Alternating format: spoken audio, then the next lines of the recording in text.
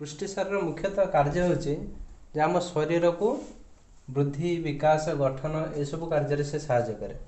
ठीक है शरीर कोष टिश्यूर गठन वृद्धि तो टिश्यू कोष किस शरीर मौलिक एकक तेणु आम शरीर गठन वृद्धि एगुड़ा साहाय्य करे किए पुष्टिसार साहाय्य करे। तो पुष्टिसारटा तैयारी होता है कि ना एमिनो एसिड श्रृंखल है। तो जो पुष्टिसारटा गोटे जटिल खाद्य तो आम जिते सब खाद्य आम खाऊे से जटिल खाद्य से गुड़ा आम शरीर को गलापर विभिन्न एंजाइम मैंने कौन करते ना सरल खाद्य परिणत कर दिखती आ से सरल खाद्य ही आम रक्त में मिसे आम शरीर गठन करे। ठीक है तो पुष्टिसारटा जो शरीर भीतर जाए सेटा कौन हुए परिपाक क्रिया एमिनो एसिड परिणत हुए।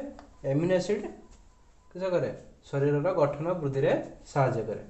ठीक है पुष्टिसार मुख्य किए ना एमिनो एसिड।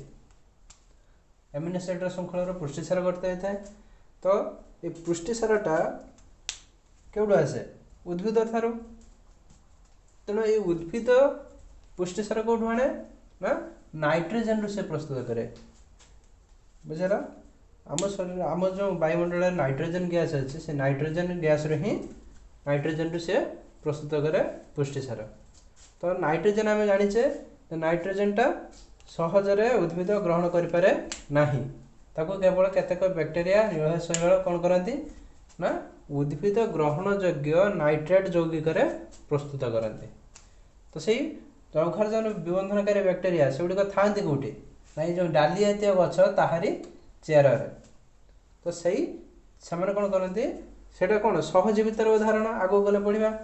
तो से कौन करते मटर बुट मुग हरड़ ये सब डाली जातीय गचर गंठी रही था कौन करते ना उद्भिद को पुष्टिसार कौन जगाती नाइट्रोजनटा जगाती। ठीक अच्छे आ उद्भिद कौन करे पुष्टिसार जातीय खाद्य परिणत करे। तो ताकू ही कौन करे सही खाद्य पुणी किए खाए जीव जगत को प्राणी मैंने खाती। तो प्राणी मान पाक से पुष्टिसारटा आसे। तो आम पुणी कौन कहे आमर जेहेतु आम मनीष सर्वभोजी तेणु आम प्राणीज आउ उद्भिद जातीय समस्त पुष्टिसार आम खाऊे। तो मुख्यतः आम पुष्टिसार पाइले कौटू ना से उद्भिद मानक ठारू। ठीक अच्छे तो पुष्टिसार को खाद्य दृष्टि दी भाग व्यक्त कराई कौन गोटे हूँ प्राणीज पुष्टिसार आ गोटे हूँ कौन उद्भिद जातीय पुष्टिसार। प्राणीज पुष्टिसार को गुड़ाक माछ मांस अंडा अंडार धला अंशटा हलदिया अंश कौन थाए स्नेहसार अधिक परिमाण थाए। तापर आसला क्षीर छेना है छेनारू जाते खाद्य प्रस्तुत है सब कौन थाए पुष्टिसारटा रही थाए।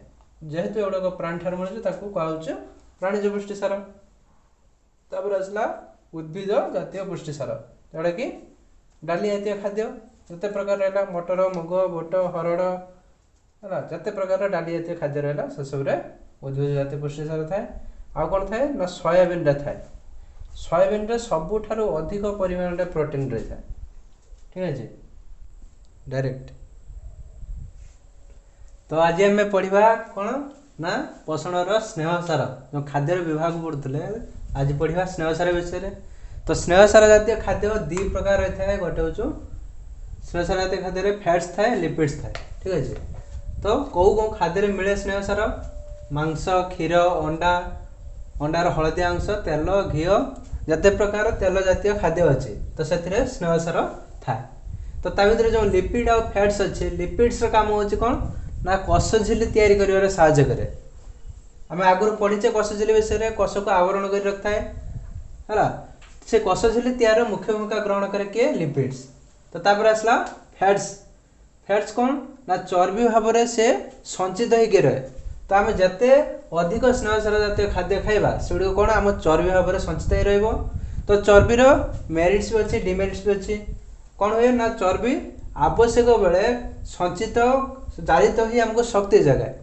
तो जिते आम हुए तो आम बेले बेले उपास रही जाऊ 2 दिन 3 दिन खाइबा को न पाऊ ताहले भी आम कौन हुए आम शरीर से शक्ति पाई जाए चर्बीर से कौन करे आवश्यक मुताबिक शक्ति पाई थाए। तो तापर आसला शरीर को से उष्म रखार साहाय्य करे।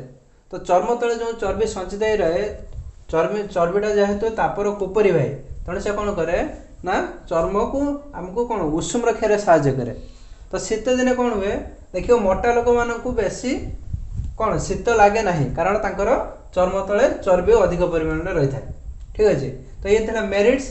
डिमेरिट्स कौन ना जदि आम स्नेहसार जातीय खाद्य अधिक खाइबा ताले कौन हम आमको विभिन्न प्रकार रोग हुए जमती कौन हार्ट डिजीज हार्ट जो आमर कौन हृदपिंड उपरे बेसी प्रभाव पकाए कोलेस्ट्रॉल गुड़ाक बढ़ी जाए आ कौन हुए जो मधुमेह रोग जोटा कि आम डायबिटीज कहचे तो से कौन हुए होता है।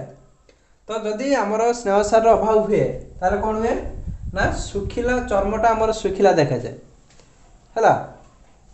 तो तापर आसले आम पढ़ा कौन ना धातु सार मिनरल्स विषय। ठीक अच्छे धातु सार थाए कहीं ना माटी रे आमर परिवेश थाए। ठीक अच्छे जोटा कि सीधा सड़क आम नहीं पारूना उद्भिद मध्यम आम ताको पाई था। तो कौन कौन धातु सार रही लौह calcium iodine phosphorus sodium potassium इत्यादि कौन धातु सार रही है जोड़ को कौन आम शरीर पर अल्प मात्रा हेल्ले आवश्यक ता भाव आमको विभिन्न प्रकार डिजीज होता है। तो प्रथम आसिया जाना कैल्शियम विषय। कैल्शियम कौन करे ना दांत हाड़ गठन में आमको साहाय्य करे। ठीक अच्छे जदि कैल्शियम अभाव कौन हम तो दांत हाड़ जनित जिते प्रकार रोग अच्छे से होता है।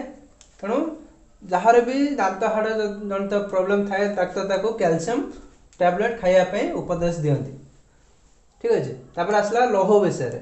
लौह कौन करे ना आम जो लोहित रक्त कणिका जोटा कि रेड ब्लड है कर्पुल्स आम कहे आरबीसी आरबीसी रे जो हिमोग्लोबिन थाए जोटा कि आमर ऑक्सीजन आउ कौन करे कार्बन डाइऑक्साइड को जो फुसफुस पाखर कौन नवा आनिबा करिवार साहाय्य करे। कोषरू फुसफुस पर्यंत आने पुणी फुसफुस रु ऑक्सीजन को लेकिन कोष पर्यंत जाए।